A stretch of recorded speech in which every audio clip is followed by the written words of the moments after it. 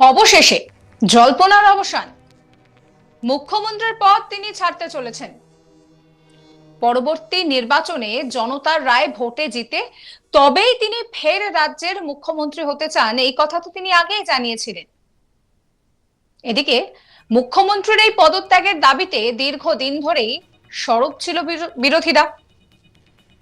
এবার নিজে থেকেই মুখ্যমন্ত্রী তিনি পদ থেকে সরে দাঁড়াচ্ছেন।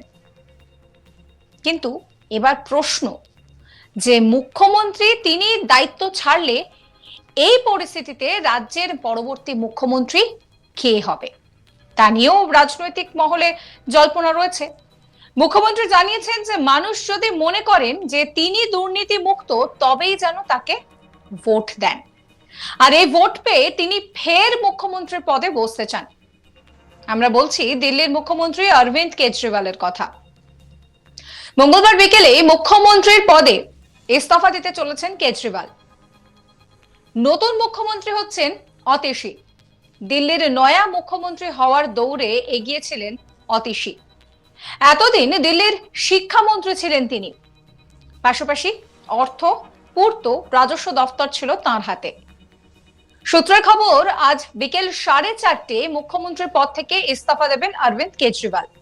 উপরাজ্যপালের সঙ্গে সাক্ষাৎ করে পদত্যাগপত্র জমা দেবেন তিনি। সূত্রের দাবি, নতুন মন্ত্রিসভায় কোনো উপমুখ্যমন্ত্রী থাকবেন না। দিল্লির মুখ্যমন্ত্রীর কুর্সিতে কাকে বসানো হবে তা স্থির করতে মঙ্গলবার সকালে কেজরিওয়ালের বাড়িতে বৈঠকে বসে আপ নেতৃত্ব। সম্প্রতি দিল্লিতে আবগারি দুর্নীতি মামলায় সুপ্রিম কোর্টে জামিন পান কেজরিওয়াল। তারপরেই জেল থেকে ছাড়া পান তিনি। জেল মুক্তির পর মুখ্যমন্ত্রীর পদ থেকে সরে দাঁড়ানোর কথা ঘোষণা করেছিলেন অরবিন্দ কেজরিওয়াল। কেজরিওয়াল জানিয়েছিলেন যে ফের বিধানসভা নির্বাচনে জিতে তবেই মুখ্যমন্ত্রীর কুর্সিতে তিনি ফিরতে চান, আর সেই কারণেই তার এই ইস্তফা দেওয়ার সিদ্ধান্ত। সোমবার আপ নেতাদের সঙ্গে বৈঠক করেন কেজরিওয়াল। মনীষ সিসোদিয়া এবং রাজ্যসভার সাংসদ রাঘব চাড্ডার সঙ্গে আলাদা করে বৈঠক করেন তিনি। সূত্রের খবর, পরবর্তী মুখ্যমন্ত্রী হিসেবে অতীশী এবং কৈলাশ গেহলটের নাম কিন্তু আলোচনায় উঠেছিল। অতীশীকে সমর্থন জানিয়েছেন সিসোদিয়া, আবার কেজরিওয়ালের ঘনিষ্ঠ বলেও কিন্তু পরিচিত এই অতীশী।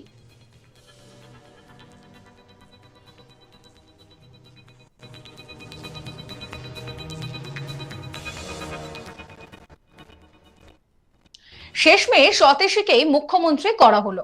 গত 21শে মার্চ দিল্লির মুখ্যমন্ত্রী কেজরিওয়ালকে গ্রেফতার করে ইডি। আবগারি মামলায় গত 26শে জুন কেজরিওয়ালকে গ্রেফতার করে সিবিআই। সেই সময় ইডির হেফাজতে ছিলেন তিনি। গত 12ই জুলাই ইডির মামলায় সুপ্রিম কোর্টে অন্তর্বর্তীকালীন জামিন পেয়েছিলেন কেজরিওয়াল। তবে সিবিআই গ্রেফতার করায় তাকে তিহার জেলে থাকতে হয়েছিল।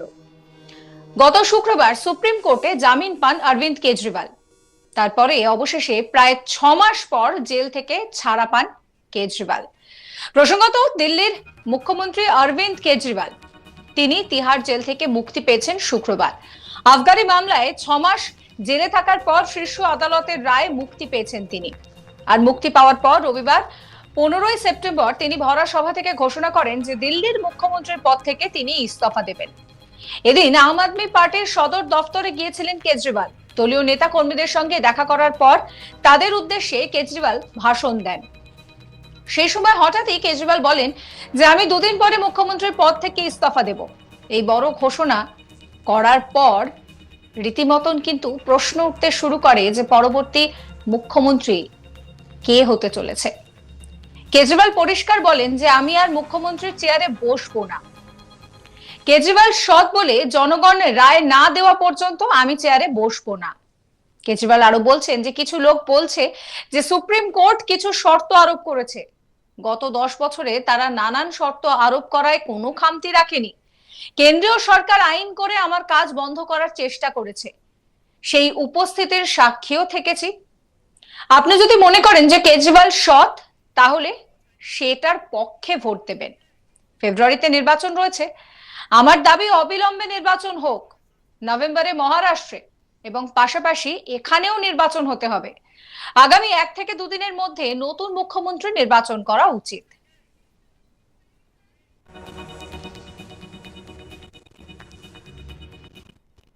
কি বলেছিলেন অরবিন্দ কেজরিওয়াল শোনাবো।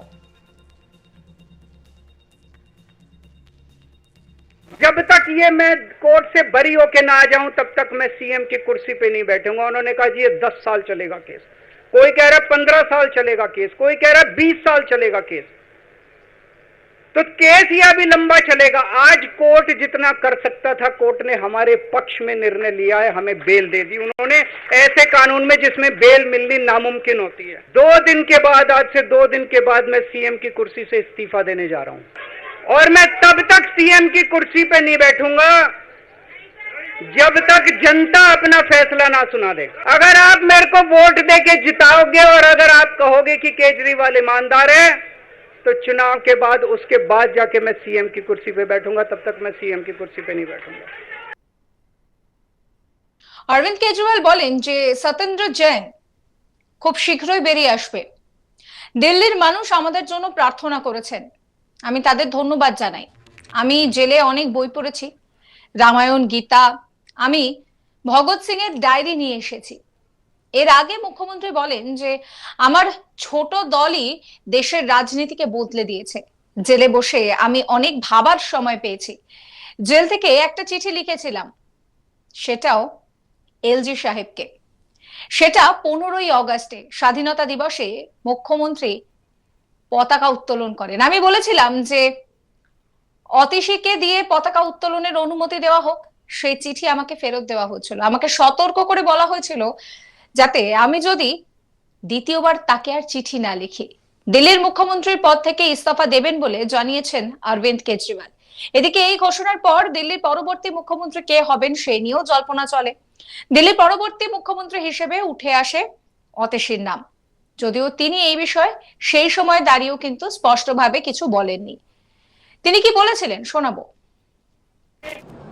भारत की राजनीति में, इस देश की राजनीति में, पूरी दुनिया भर की राजनीति में पॉलिटिकल पार्टी के नेताओं को शक की निगाह से देखा जाता है कि इन्होंने कोई ना कोई भ्रष्टाचार तो जरूर किया होगा।